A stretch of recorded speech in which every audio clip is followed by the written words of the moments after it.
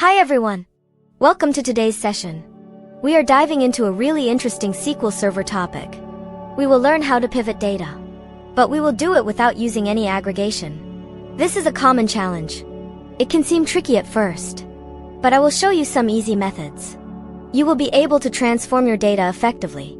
Normally, when you pivot data, you use aggregate functions. Things like sum, count, avg, min, or max. These functions combine multiple rows into one. They give you a single result for each group. But what if you do not want to combine anything? What if you have unique values?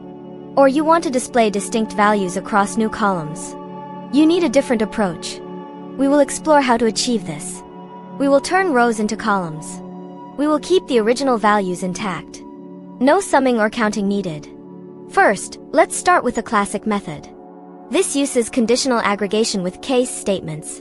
This might sound like aggregation, but we will make it work for our goal. We will use max or min. When there is only one value per group, max or min simply returns that single value. It does not truly aggregate in the sense of combining different values. It just picks the one unique value. Let's set up an example. Imagine a table named Student Scores. It has columns like Student ID, Subject, and Score.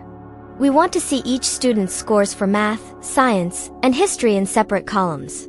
So, we would write a query. It would select student ID. Then, for each subject, it would use max, case when subject equals math then score END, AS math score. We would repeat this for science and history. Finally, we would group by student ID. Notice how max here just picks the single score for each subject. This works perfectly. It does not combine multiple scores. It just displays the one relevant score in its new column. This is a very flexible method. It works across different SQL databases.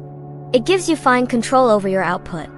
Next, SQL Server also has a dedicated pivot operator. We can use it for this task too. The pivot operator requires an aggregate function. Just like with the case statement method, we will use max or min. We will apply it to the value we want to pivot. If each student ID /subject combination has only one score, max will return that single score. For this, you would write a subquery first. It selects student ID, subject, and score from student scores. Then, you would apply the pivot operator to this subquery. You would specify max, score, for your aggregation. Then, you would list your subject columns, like math, science, history. This approach is more concise. It can be easier to read for simple pivots. Both methods achieve the same result in this scenario.